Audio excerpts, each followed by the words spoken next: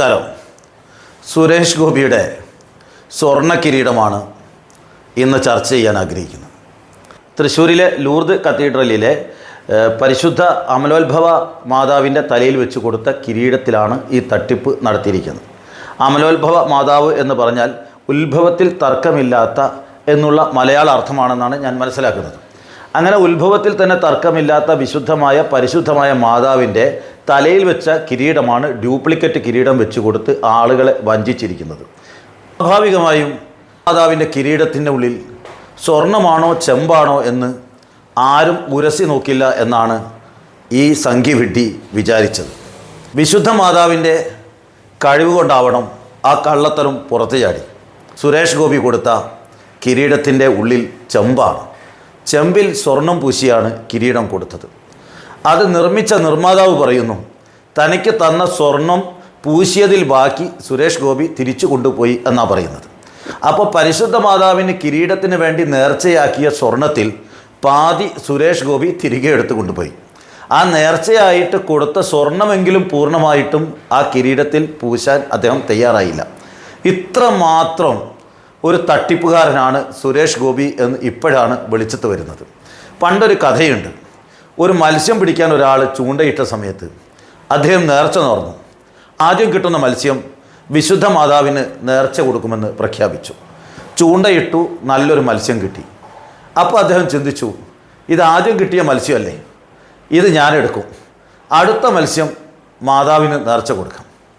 അടുത്ത മത്സ്യത്തിന് വേണ്ടി ചൂണ്ടയിട്ടപ്പോഴത്തേക്കും ആദ്യം പിടിച്ച മത്സ്യം വെള്ളത്തിലേക്ക് ചാടി. അപ്പോൾ അയാൾ പറഞ്ഞു, മാതാവിനൊരു തമാശ പറഞ്ഞാൽ മനസ്സിലാവില്ലേ, എന്തൊരു ലോകമാണിതെന്ന് അദ്ദേഹം പറയുകയുണ്ടായി.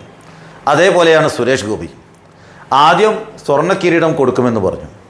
അത് ചെമ്പിൽ സ്വർണം പൂശിയതാണെന്ന് വിളിച്ചിട്ട് വന്നപ്പോൾ ഇപ്പോൾ എന്താ പറയുന്നത്? വിശുദ്ധ മാതാവിന് തെരഞ്ഞെടുപ്പിൽ വിജയിച്ചാൽ 10 ലക്ഷം രൂപയുടെ കാണിക്ക കൊടുക്കുമെന്നാണ് പറയുന്നത്. തോറ്റാൽ കൊടുക്കില്ല, ജയിച്ചാൽ എന്ന് വെച്ചാൽ സുരേഷ് ഗോപിക്ക് തന്നെ വളരെ വ്യക്തമായിട്ടറിയാം തൃശ്ശൂരിൽ തോറ്റുപോകും. 3-ാം സ്ഥാനത്താണ് ഫിനിഷ് ചെയ്യുക എന്ന് മറ്റാരെക്കാളും അറിയാവുന്ന ഒരു സംഘി പുത്രനാണ് സുരേഷ് ഗോപി. അപ്പോൾ അതുകൊണ്ട് അദ്ദേഹത്തിന് എന്തും പറയാം. വിജയിച്ചാൽ 10 ലക്ഷം എന്നല്ല 10 കോടി പ്രഖ്യാപിച്ചാലും ആരും എതിരല്ല. അതുകൊണ്ട് സുരേഷ് ഗോപി ഇക്കാര്യത്തിൽ യാഥാർത്ഥ്യബോധമുള്ള ആളാണ്.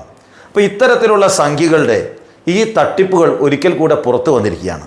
ഇവരൊന്നും യഥാർത്ഥ വിശ്വാസികളല്ല, എവിടെയും വിശ്വസിച്ചുകൊണ്ട് കൊടുക്കുന്നതുമല്ല, എവിടെയും തട്ടിപ്പിൻ്റെ ആളുകളാണ്. ഒരു ചർച്ചിൽ എല്ലാവരും ഞായറാഴ്ച പനനീർ കുടയുന്ന സമയത്ത് ഒരു വിദ്വാൻ പച്ചവെള്ളം കുടയാൻ തുടങ്ങി. ഇത് അയാളുടെ ഭാര്യയോട് പറഞ്ഞു, ഞാനിങ്ങനെ എല്ലാ ദിവസവും പച്ചവെള്ളമാണ് കുടയുന്നത്. ആ ഭാര്യ മറ്റൊരു സുഹൃത്തിനോട് പറഞ്ഞു, എൻ്റെ ഭർത്താവ് എല്ലാ ദിവസവും പനനീരല്ല പച്ചവെള്ളമാണ് പള്ളിയിൽ കുടയുന്നത്. അദ്ദേഹം അടുത്ത ആളോട് പറഞ്ഞു. ആ സ്ത്രീ അവരുടെ ഭർത്താവിനോട് പറഞ്ഞു. ഭർത്താവ് മറ്റൊരാളോട് പറഞ്ഞു. അങ്ങനെ പോയി പനനീരിനേക്കാൾ കൂടുതൽ പച്ചവെള്ളം കുടയാൻ തുടങ്ങിയപ്പോഴാണ് കള്ളത്തരം പിടികൂടിയത്. അതേപോലത്തെ ഒരു അനുഭവമാണ് സുരേഷ് ഗോപിയും ചെയ്തത്. ആദ്യത്തെ കഥയിലെ മാതാവിനെ പറഞ്ഞു പറ്റിക്കാൻ ശ്രമിച്ച മീൻപിടുത്തക്കാരനായാലും, രണ്ടാമത്തെ കഥയിലെ പള്ളിയിൽ പനനീർ കുടയുന്നതിന് പകരം വെള്ളം കുടഞ്ഞ വിദ്വാനായാലും സുരേഷ് ഗോപിയോട് സാമ്യമുണ്ട് എന്ന് പറയാതിരിക്കാൻ നിർവാഹമില്ല. സ്വർണത്തേക്കാൾ കൂടുതൽ ചെമ്പിൻ്റെ മുകളിൽ സ്വർണം പൂശി മാതാവിനെ പറ്റിക്കാൻ നോക്കിയപ്പോൾ മാതാവ് കള്ളത്തരം വെളിച്ചത്ത് കൊണ്ടുവന്നു. ഇമാതിരി സംഖ്യവിഡ്ഢികൾ നമ്മുടെ നാട്ടിൽ ഇപ്പോഴും ഉണ്ടല്ലോ എന്ന് വിചാരിക്കുമ്പോഴാണ് സങ്കടം തോന്നുന്നത്. ഏതായാലും ഇത്തരത്തിലുള്ള തട്ടിപ്പുകൾ വിശുദ്ധ മാതാവ് തന്നെ പുറത്തു കൊണ്ടുവന്നു എന്നുള്ളതാണ് മറ്റൊരു വലിയ അത്ഭുതം. ഇത്തരം സംഖ്യകളെ, ഇത്തരം വിഡ്ഢികളെ തൃശ്ശൂരിലെ സാംസ്കാരിക ബോധമുള്ള ജനങ്ങൾ ഇലയും കൂട്ടി നുള്ളിയെടുത്ത് ദൂരെ കളയണമെന്നാണ് അഭ്യർത്ഥിക്കാനുള്ളത്. നന്ദി, നമസ്കാരം.